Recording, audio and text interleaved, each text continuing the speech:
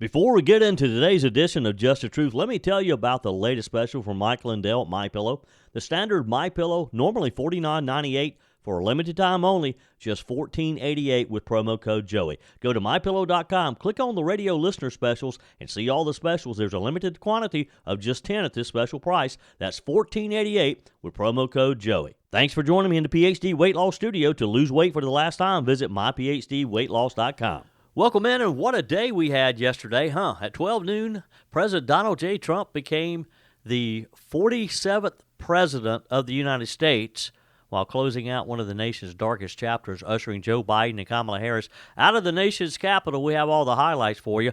What's next for Joe Biden, and especially his second in command, as Kamala Harris finds herself in a precarious position? She's too young to retire, but too damaged for anyone to want to have her on their team. Joe Biden's too old and senile to do most anything. Not that it's that important, but we'll take a look one last time at the dynamic Democrat duo, tongue-in-cheek. Migrants waiting in Mexico to enter the U.S. with the Biden administration's CBP One app broke down in tears after learning their appointments were canceled immediately as President Donald Trump took office yesterday. And get this, and this is what's wrong with our country. At least 4 lawsuits were filed against the new Trump administration over DOGE, the government efficiency, within minutes of the president being sworn in. We have those details for you, too. And country star Carrie Underwood showed her professionalism and showmanship yesterday when she was forced to sing America the Beautiful a cappella because of a technical glitch during the inauguration ceremonies. I told you we'd be back. And ye shall know the truth, and the truth shall make you free. It's Joey Hudson. I wanted to name it the Joey Hudson bill, but they don't allow you to put names on bills. But I wanted to call it the Joey Hudson bill because I know that one's been near and dear to you for a number of years. That's how it's done. Let your voice be heard. And the truth shall set you free. Here's Joey Hudson. It was a beautiful, cold day in Washington, D.C. yesterday. For those of you who follow me on social media, check out my Facebook post and a couple of the videos that I posted on YouTube. Be sure and subscribe when you go to my YouTube channel. But you'll see me all wrapped up as I was just outside of the Capitol on Capitol Street, giving some frequent reports to Mike Gallagher and the Mike Gallagher Show. It was a fun day, but it was a cold day for sure, but it was worth it as we watched the inaugural festivities take place. Some, of course, were canceled due to the weather and maybe security issues. We may not ever know the true, what really happened there. I suspect that it was more security than it was weather because, quite honestly and personally, I would have been fine sitting out there. The sun was just wonderful. But it was cold. President Donald J. Trump immediately started with the issues that he had talked about out on the campaign trail, with security at the southern border at the top of his list. First, I will declare a national emergency at our southern border.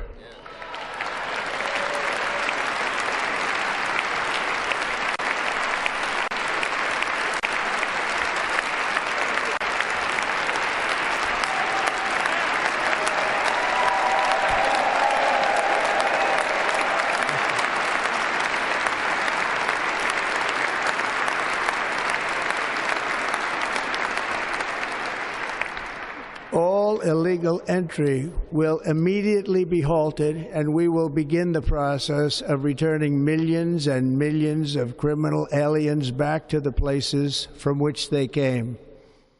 We will reinstate my Remain in Mexico policy.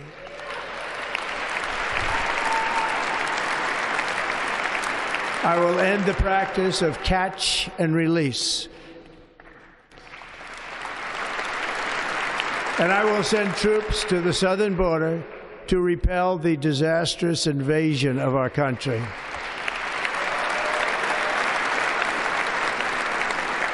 Under the orders I signed today, we will also be designating the cartels as foreign terrorist organizations.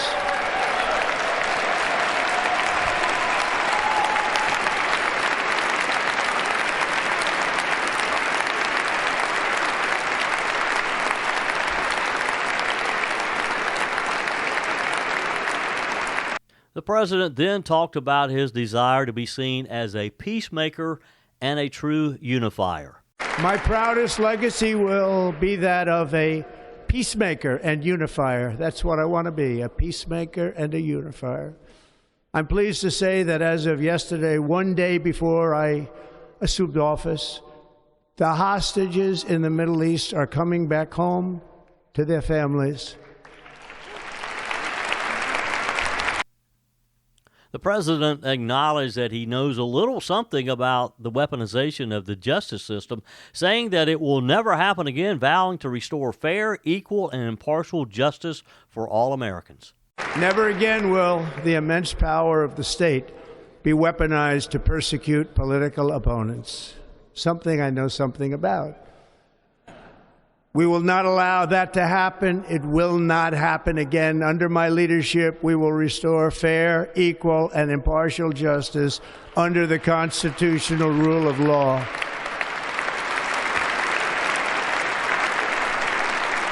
And we are going to bring law and order back to our cities.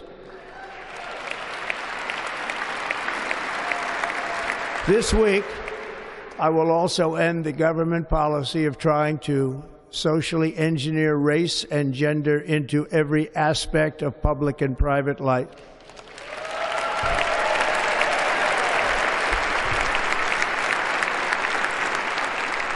We will forge a society that is colorblind and merit-based.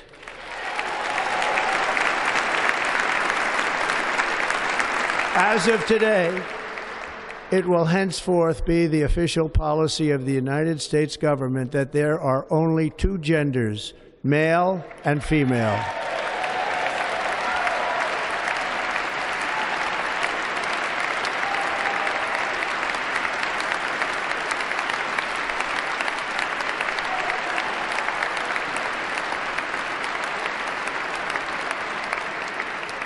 This week, I will reinstate any service members who were unjustly expelled from our military for objecting to the COVID vaccine mandate with full back pay.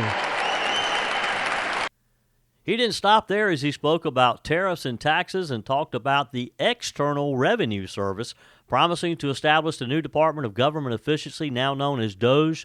More about that in just a moment. Here's the president. I will immediately begin the overhaul of our trade system to protect American workers and families. Instead of taxing our citizens to enrich other countries, we will tariff and tax foreign countries to enrich our citizens.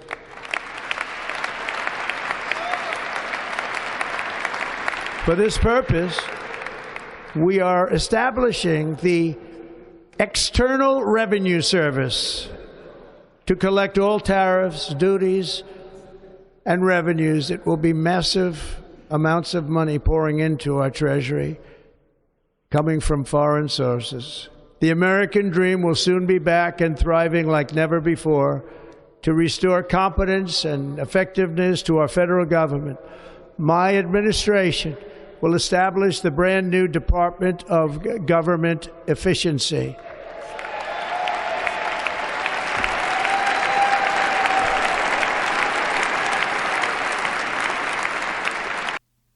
The newly inaugurated president then explained how he will tackle inflation and do so in part by again establishing our energy independence by taking advantage of our natural resources and having the largest oil reserves in our history, he said, while also pledging, and I like this, to revoke the electric vehicle mandate, allowing us to buy the type of car that we choose. Next, I will direct all members of my cabinet to marshal the vast powers at their disposal to defeat what was record inflation and rapidly bring down costs and prices. The inflation crisis was caused by massive overspending and escalating energy prices, and that is why today I will also declare a national energy emergency. We will drill, baby, drill.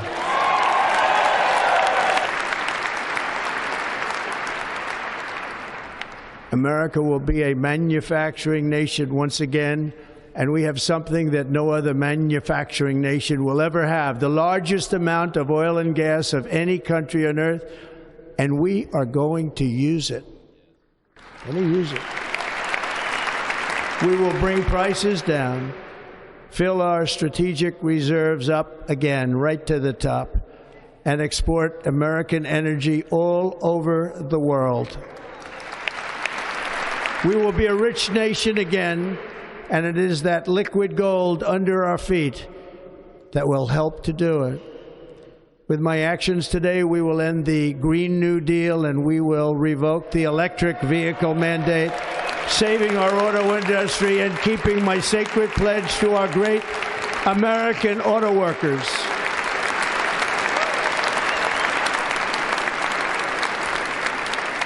In other words, you'll be able to buy the car of your choice. We will build automobiles in America again at a rate that nobody could have dreamt possible just a few years ago. And thank you to the auto workers of our nation for your inspiring vote of confidence. We did tremendously with their vote. More of our coverage of yesterday's historic day in the nation's capital coming up next. Your comments are welcome on the Furman Ford text line, 864-477-JOEY. That's 864-477-5639. Emails always welcome, joey@joeyhudson.com. There's a lot of talk about making America great again, and it begins with making America healthy again. Dr. Ashley Lucas and her team at PhD Weight Loss are at the forefront to educate and guide you to be your best self. The millions being spent in propping up Big Pharma are astounding, only to create long-term dependency and harmful side effects. Let's take a natural approach that isn't connected to a pharmaceutical company's bottom line. The coaches at PhD Weight Loss will show you how. The entire program is centered around science and nutrition, a proven roadmap that has helped over 8,000 clients lose over 331,000 pounds. You'll learn what to eat and when, how to quiet cravings, and finally get rid of that belly fat. Plus, you'll never take a medication. How many pounds would you like to lose in 2025? Do it the natural way with PhD Weight Loss, here to lead the charge to make America healthy again. Call PhD Weight Loss and schedule your consultation. 864-644-1900. That's 864-644-1900, or go to myphdweightloss.com. Continuing our coverage of yesterday's inaugural, and boy, it was a busy day from start to finish. Just a jam-packed day. And if you were in Washington, D.C., and I was just so blessed and so fortunate to do so, I started my day very early yesterday morning. Mike Gallagher and I in the nation's capital, Gallagher in studio. I was out roaming around doing my various reports. And yes, it was cold, but it was just fun. I didn't even think about how cold it was because I was so excited to be there and just out talking to various people out on the street who, a lot of them like me, they had tickets to see the inauguration.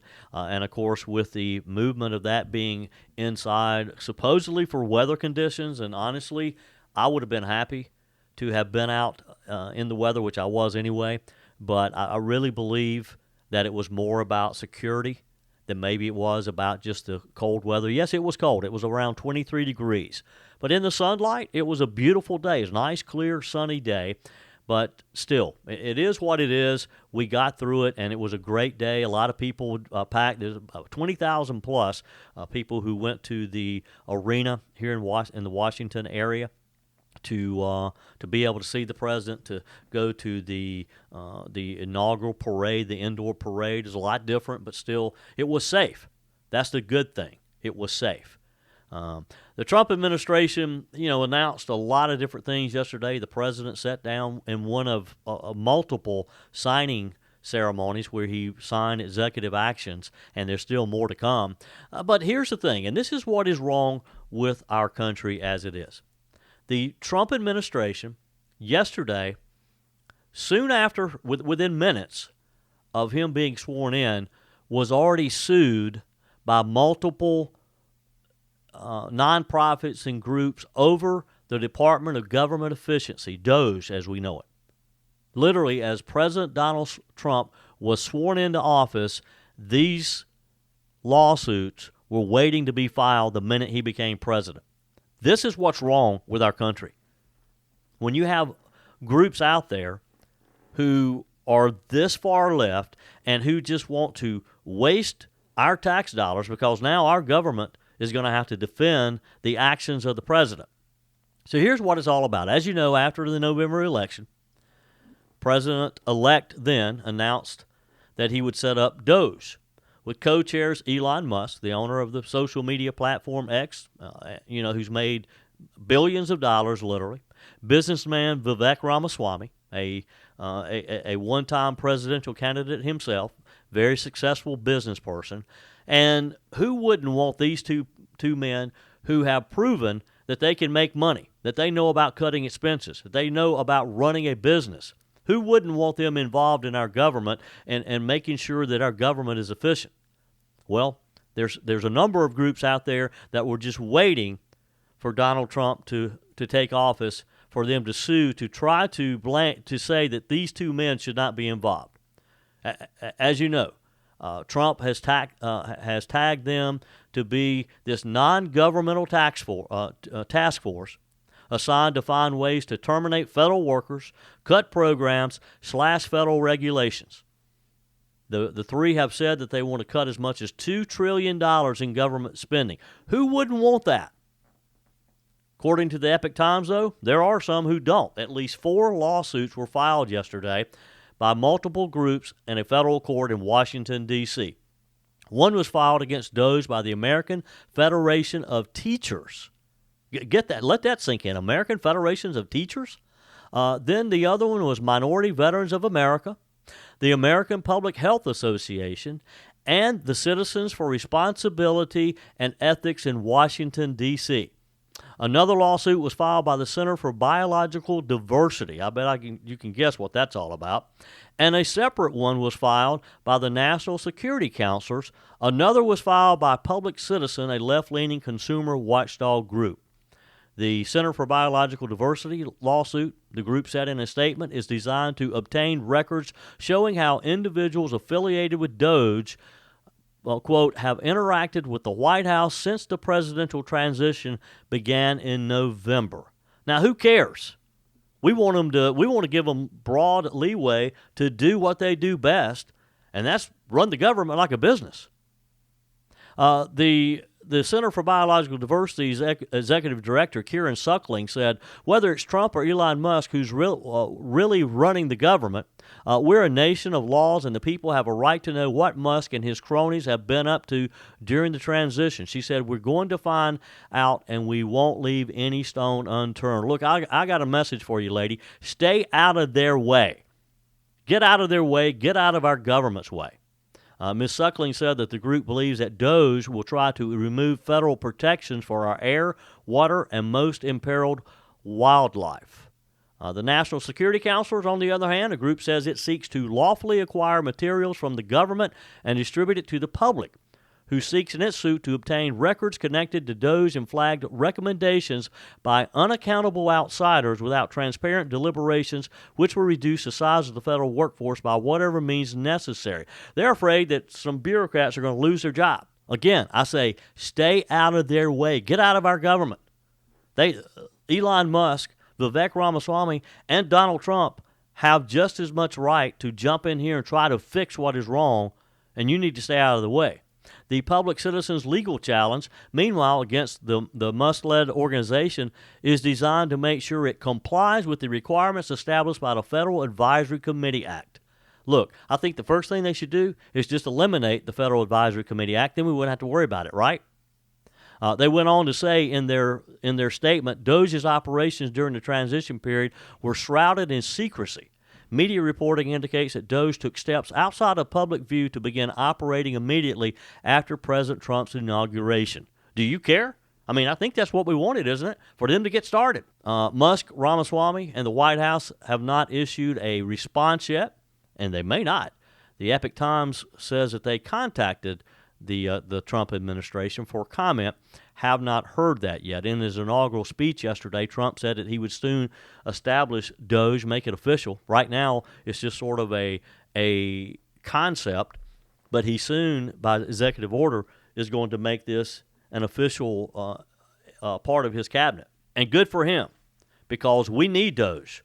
There are a lot of agencies in the federal government we'd never miss, but let's give them a chance. Let's let Vivek Ramaswamy and Elon Musk get into our federal government, look under the hood, right?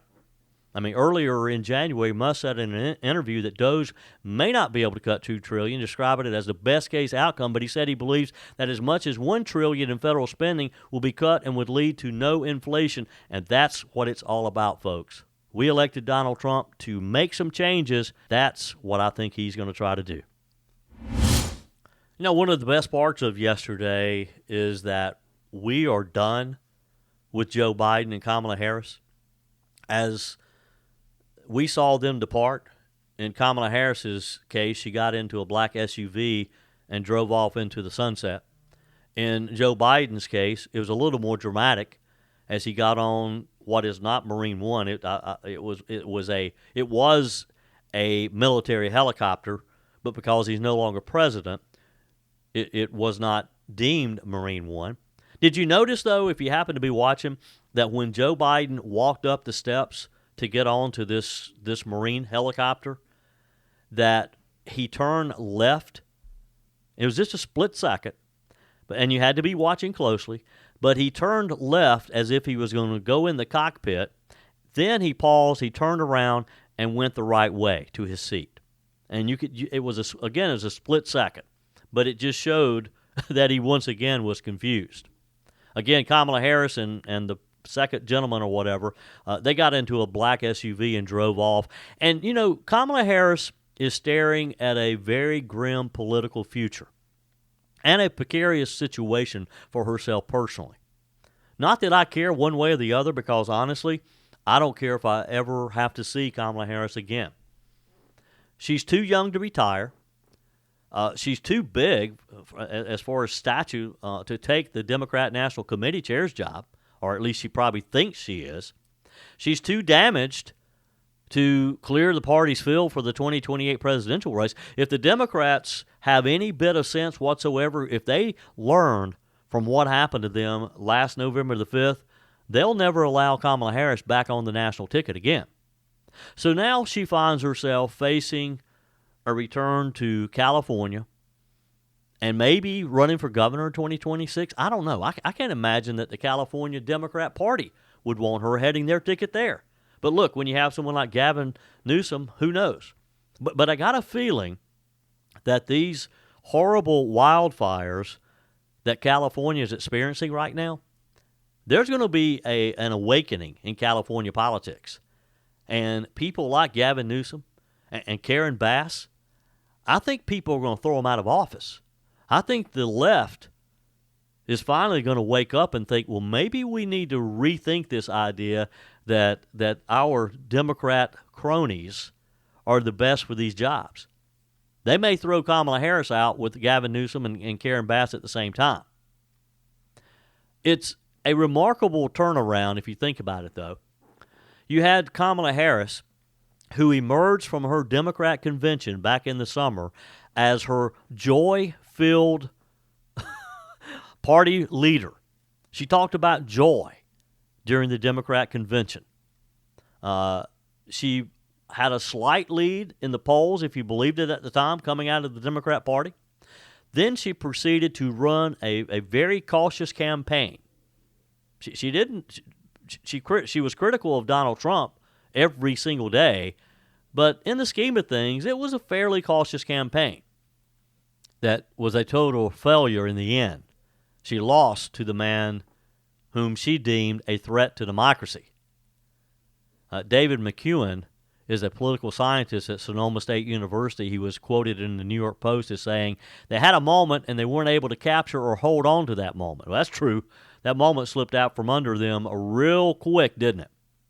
Ms. Harris spent her morning yesterday in the usual pomp of a transfer of power.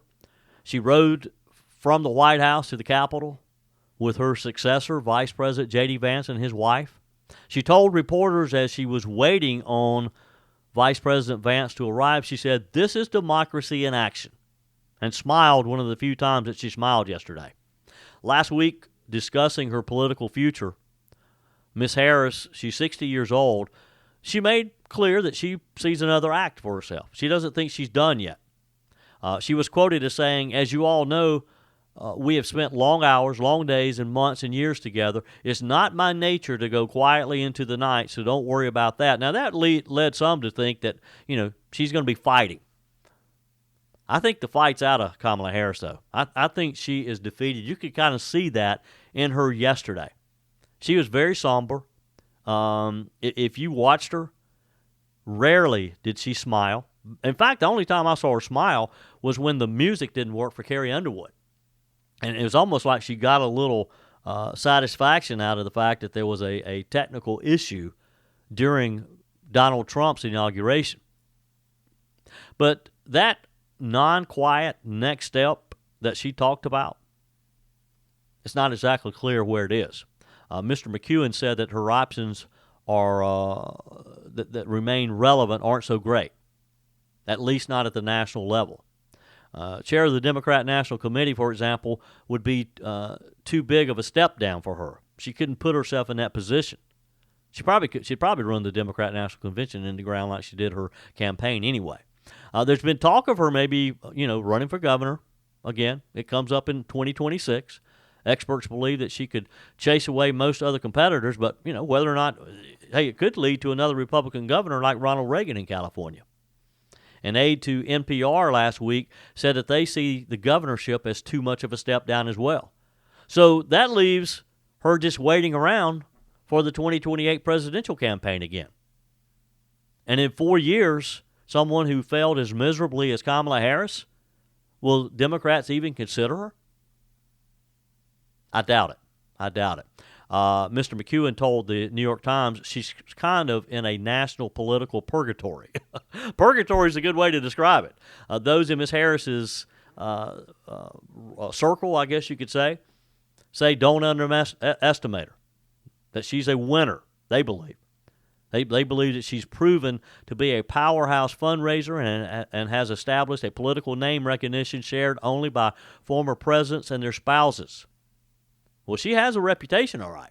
I just don't know that it's the type of reputation that you want leading your ticket if you were trounced like they were this year. Surely the Democrats are smart enough to know they got to find another leader. Some talk about, how she was a great prosecutor in San Francisco and California's attorney general, that she was just a great attorney general before winning the U.S. Senate seat in 2016. But since she came to Washington, she's largely been a bystander, according to many who are in that space, in that Democrat politic world.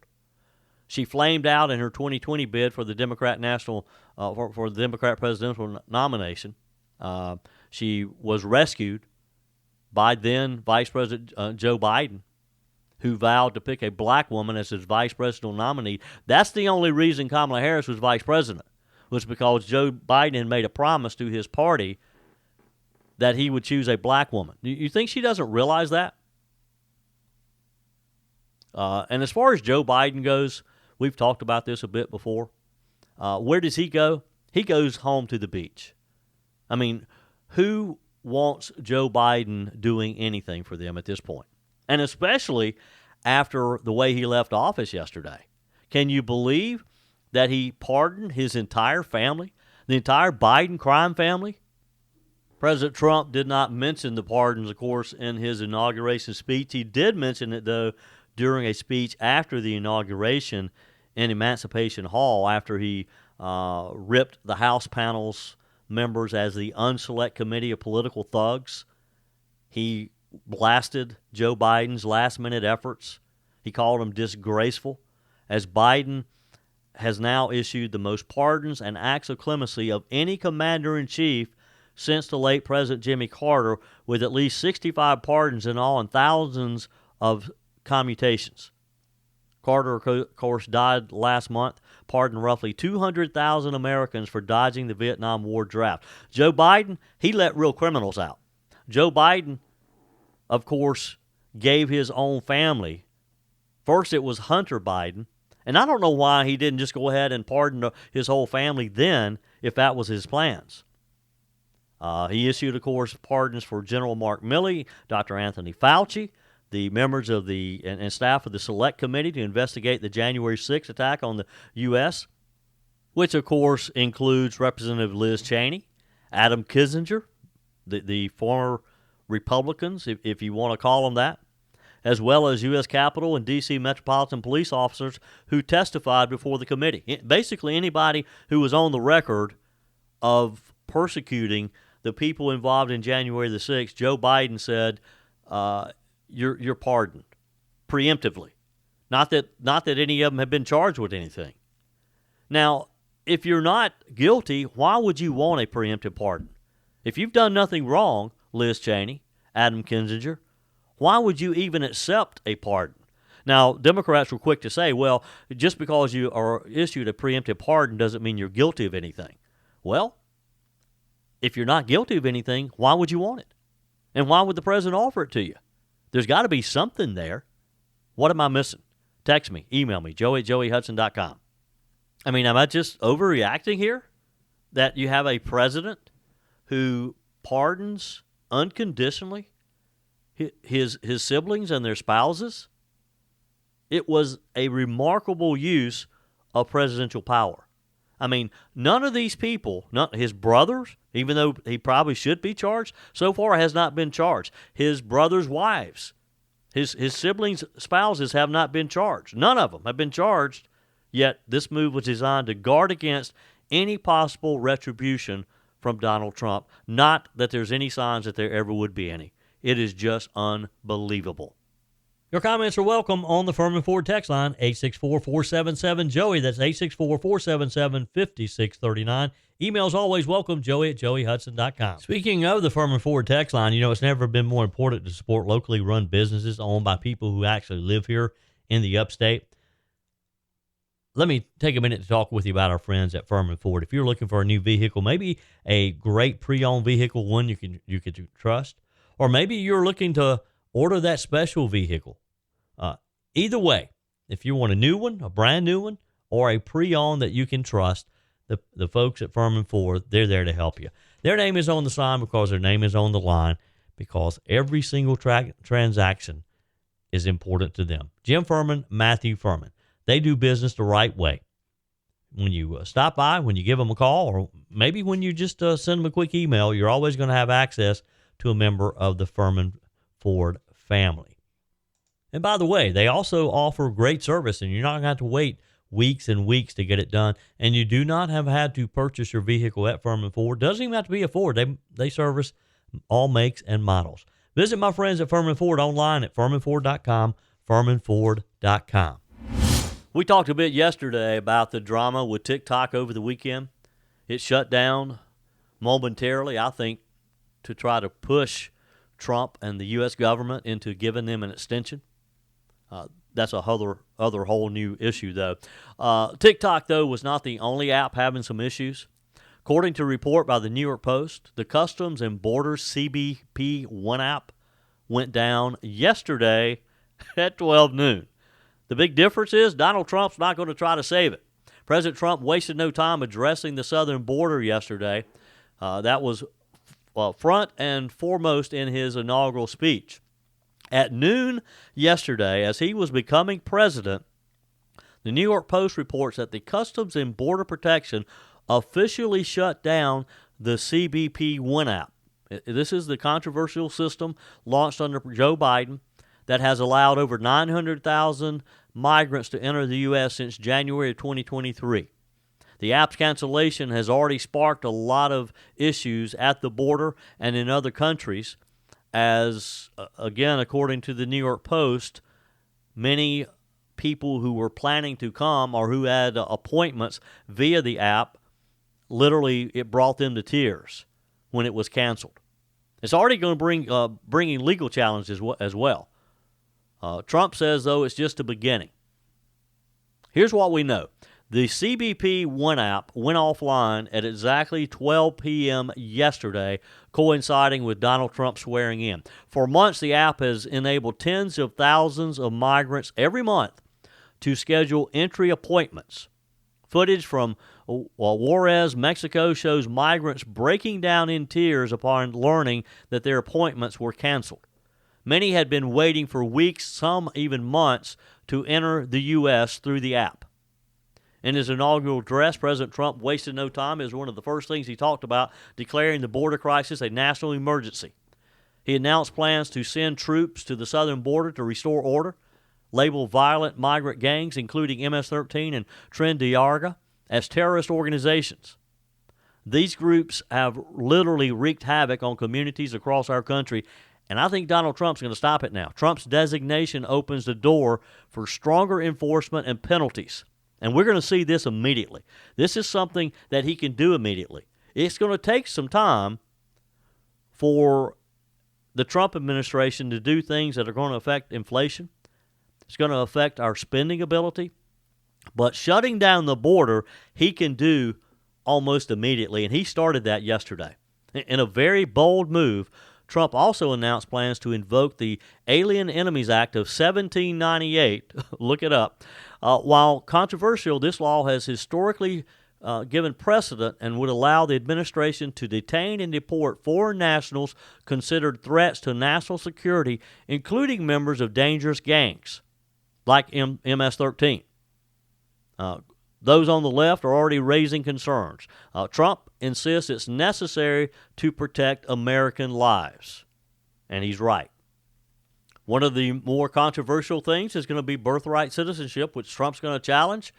There's going to be a fight over that one, I can guarantee you. Immigration and Customs Enforcement is preparing to launch mass deportations in sanctuary cities. These operations have been temporarily paused, we're told, because of some logistical reasons, but I can promise you, when you least suspect it, Tom Holman and his team are going to swing into action because President Trump made it very clear. America's immigration system is going to get a major overhaul, and it's going to happen quickly. The Biden administration had warned that shutting down CBP One, this app, could lead to a spike in illegal crossings in dangerous areas of the border. And this is how Joe Biden tried to govern. Joe Biden would try to give us a scary tactic or a scary scenario of why we shouldn't do things. He was too afraid to shut down the CBP One app because he was convinced that, well, they're just going to go to another place at the border. And they might do that. But under Trump, they're going to be met by either a wall or an armed guard, one of the two. But I promise you, just because the CBP One app goes away, it's not going to make it easier for them to get into our country. Critics say that it incentivizes mass migration, which it does. It makes it easier for people to get into our country, never to be seen again. And that's been the problem. Joe Biden hasn't cared, so once they got into the country, shoot, we gave them free airfare to a city of their choice. Not anymore. Now, President Trump's decisive actions at the southern border, they're already making waves. Supporters praising his boldness, and of course his critics are ready to go to court. We're going to see more lawsuits over the next few years, more money, sadly, because it's our money. And you would think that these groups would see that because it's their money too. They pay taxes just like you and I do. But they hate Donald Trump and our country so badly that they're willing to do this. By the way, if you watched any of yesterday's proceedings or celebration, I guess you could say, when you got a lot going on like yesterday, that was a massive undertaking to start at prayer breakfasts and go all the way through the day. Something's going to always go wrong, right? I don't care how well you got it planned. Something's going to go wrong when you have that many people involved in a day-long festive occasion like Inauguration Day. Carrie Underwood realized this when right in the middle of the inauguration ceremonies in the rotunda, her music track failed to play. It didn't faze her. There was a moment of awkwardness because you could tell she didn't know whether she should proceed or what. At some point, she just showcased her musical talent and professionalism and decided to perform America the Beautiful a cappella. She kind of smiled and she said, "You all know the words, help me out here," and started singing, and the whole room started singing with her. Without missing a beat, she took control of the moment. Speaking with a member of the production team, she confidently decided to perform the song a cappella, addressing the audience again, saying, hey, help me out here. She said, if you know the words. Her performance received enthusiastic participation, applause from the crowd, and I imagine there are a lot of people like I was applauding at home. After concluding the song, Underwood clapped for those who sang along. She shook Biden's hand. She shared a moment with President Trump and Vice President J.D. Vance. President Trump later expressed his gratitude with a congratulatory kiss. This unplanned a cappella performance drew widespread praise on social media. She was already a star, but I think that this kind of showed how professional she is and how classy she is. Fans and commentators applauded her poise under pressure. I mean, the whole world was watching her. And the music doesn't start. What do? Well, when you're a professional like her, you start singing. That's what she was there for. One person said, imagine being so talented that when technology fails, you just go, fine, I'll do it live, and you crush it. Others called her performance a testament to resilience and the spirit of overcoming challenges. However you want to characterize it, it was a wonderful job, and Carrie Underwood, again, just proved what a true professional and what a patriot she is, because, she came under fire for even being there yesterday. A lot of her leftist entertainment buddies were critical that she would even consider performing at Donald Trump's inauguration. Underwood, she's pretty much stayed out of political events. She hasn't been outspoken like some of the entertainers are. She said, I love our country, and I'm honored to have been asked to sing at the inauguration and to be a small part of this historic event. She said, I'm humbled to answer the call at a time when we must all come together in the spirit of unity and looking to the future. And that's the attitude we all need to have, right? That's it for today's edition of Just the Truth. Thanks for joining me in the PhD Weight Loss Studios. To lose weight for the last time, visit myphdweightloss.com. If you haven't joined my mailing list yet, visit my website, joeyhudson.com. Click on the Connect with Joey button so that you can receive our emails and the most up-to-date news. Also, join me on my YouTube channel. Be sure and like, comment, and subscribe. Just search for Joey Hudson. As always, thanks for spending a few minutes of your day with me. Do me a favor and forward this episode to a few friends. Just click on the share button and send to your contacts. We need to build an army of conservatives to win our country back, and we can do that by continuing to share the truth with our friends and family. Keep those comments coming via the Furman Ford text line, 864-477-JOEY. Email to joey@joeyhudson.com, and I love your messages on the MyPillow message line. Again, that's 864-477-JOEY, 864-477-5639. Be sure and take advantage of the MyPillow special, just $14.88 on the standard MyPillows when you use promo code Joey. Order online at mypillow.com or call 800-893-4053. We're back again tomorrow and hope you'll plan to join us. Until then, remember, God's got this. He's still in control.